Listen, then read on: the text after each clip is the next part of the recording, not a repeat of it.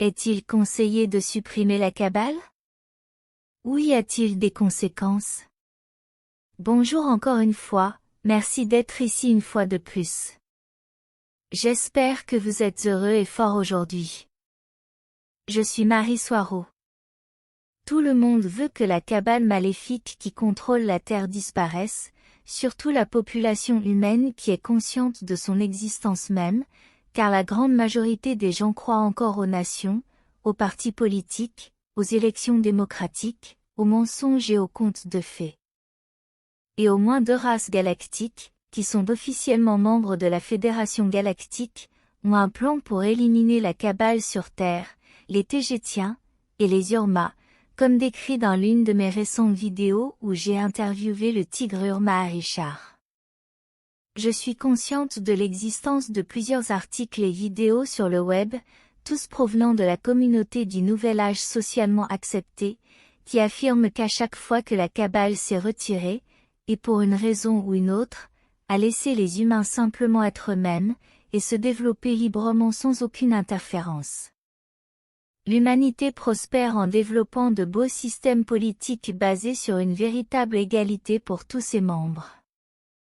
Un exemple qu'ils utilisent est que la dernière fois que la Kabbale s'est retirée et a laissé les humains se développer par eux-mêmes, les gens ont créé les États-Unis d'Amérique, avec sa constitution et sa déclaration des droits, qui plus tard sont devenus corrompus et dégradés, en ce qu'ils sont aujourd'hui, en réalité, comme ils disent.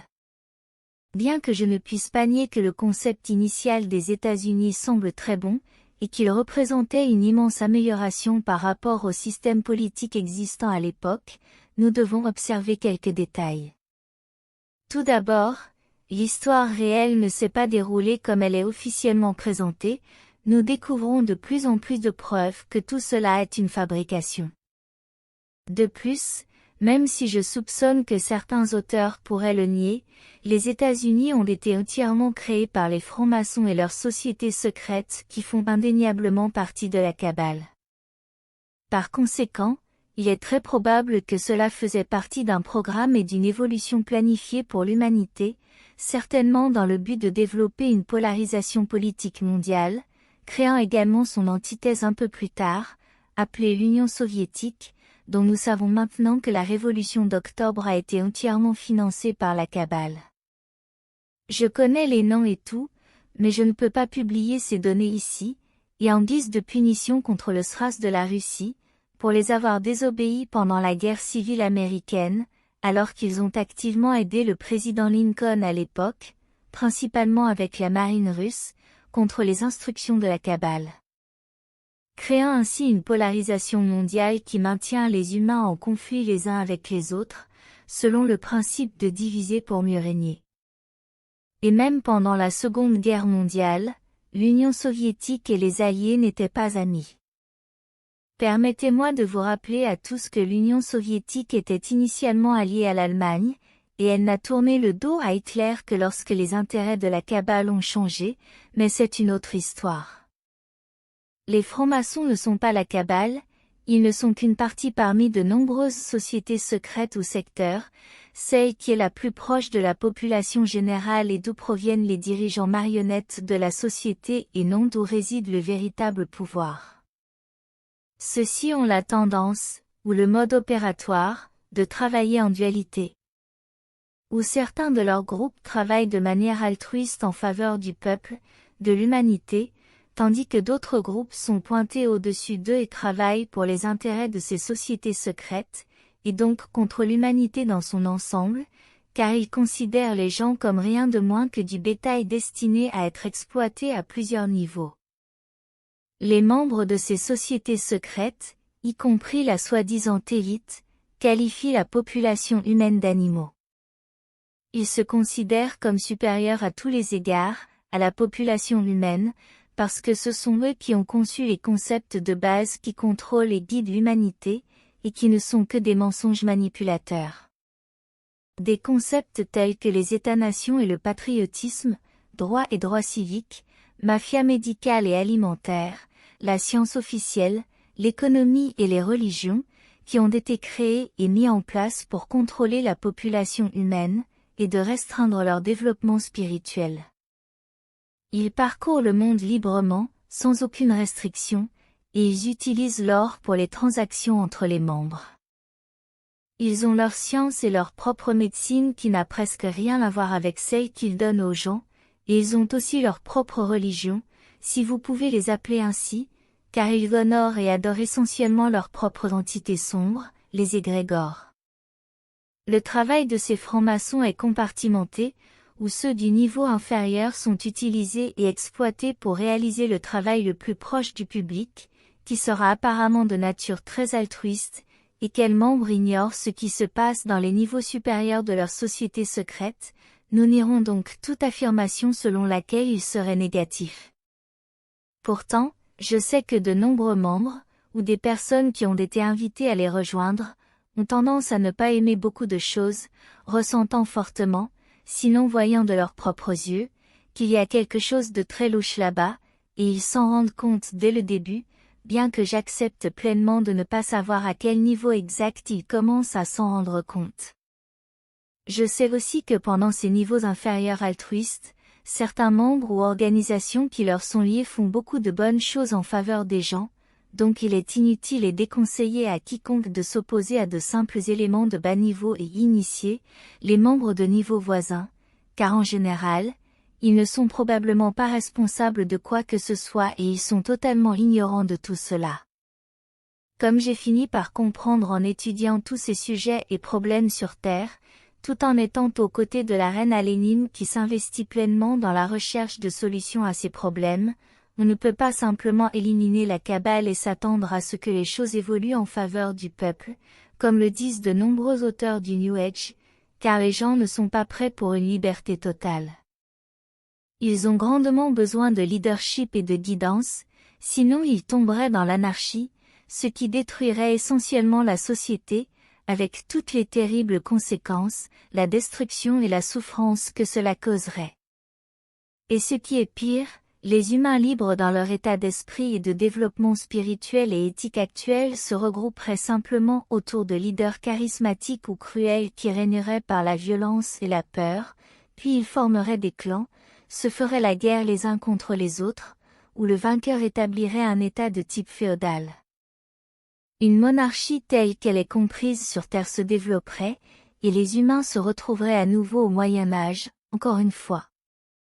L'humanité a besoin d'un gouvernement de transition, ou d'une sorte de mentorat de races stellaires fortes et investies de leur culture, qui doivent être en position de pouvoir et de contrôle sur tous les systèmes qui maintiennent la société en fonctionnement. En d'autres termes, les marionnettes de la Kabbale doivent soit être remplacées par les marionnettes des nations stellaires elles-mêmes, soit les marionnettes existantes doivent se conformer au nouveau paradigme. Cependant, je vois cela comme encore plus difficile car tout le système et ses valeurs sont corrompus et fortement contre les intérêts du peuple. La Kabbale pousse parfois fortement le concept de l'idée selon laquelle il faut d'abord détruire avant de reconstruire. On peut le voir dans les récents événements déplorables à Hawaï et Tenerife, et dans le cas des infrastructures réelles et solides, c'est inévitable. Mais dans le cas d'une société, il est plus conseillé de la faire évoluer dans la direction souhaitée.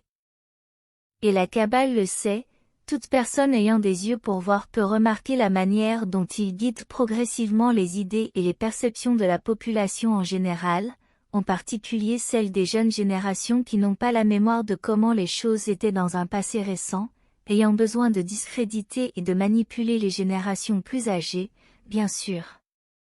Pour cela, ils exploitent le voile de l'oubli qui existe lorsque les âmes s'incarnent sur Terre, entrant dans une incarnation sans souvenir de vie antérieure, l'exploitant pleinement pour manipuler la population générale avec la plus grande efficacité. Cette stratégie ne serait tout simplement pas possible dans des sociétés interstellaires avancées qui n'ont pas un voile d'oubli aussi fort lorsque les âmes s'incarnent en elles, car elles ne peuvent pas être manipulées aussi facilement. La population générale de la Terre est loin d'être prête à être laissée pour développer une société positive par elle-même et sans interférence externe. Ils ont besoin d'un mentorat venant d'être hautement évolué avec des sociétés holistiques, et avec des caractéristiques empathiques et émotionnelles fortes également. De préférence d'ascendance virienne ou humaine de l'espace, et non d'autres races interstellaires avancées qui ne ressemblent pas à des humains, qui pensent presque uniquement en termes de logique pure et n'ont pas le même seuil émotionnel et la même gamme que les lyriens humains, avec peut-être une exception, le peuple Urma, qui bien qu'étant félin, est très émotionnel et empathique, et je les considère comme une race proche de l'idéal pour encadrer les humains.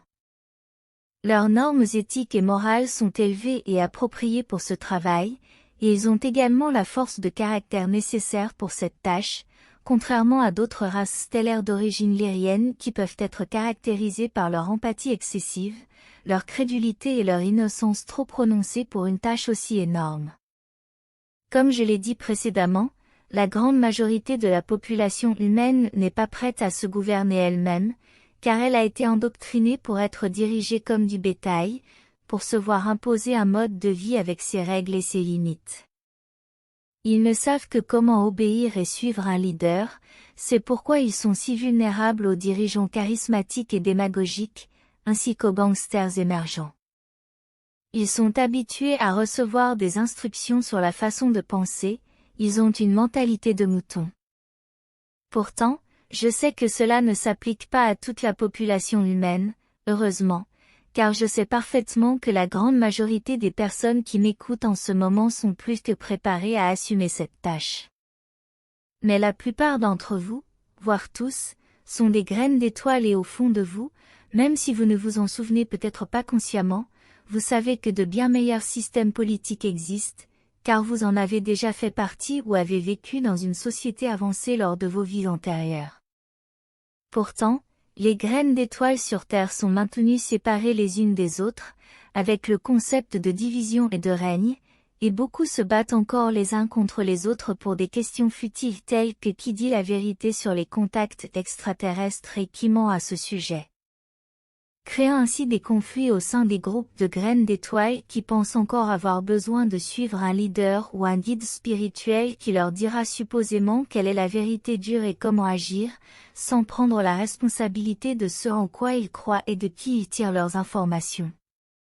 Pourtant, lors de la transition vers une société humaine holistique positive, ce seront les graines d'étoiles qui seront capables de devenir des leaders, et une grande partie de la transformation reposera sur vos épaules.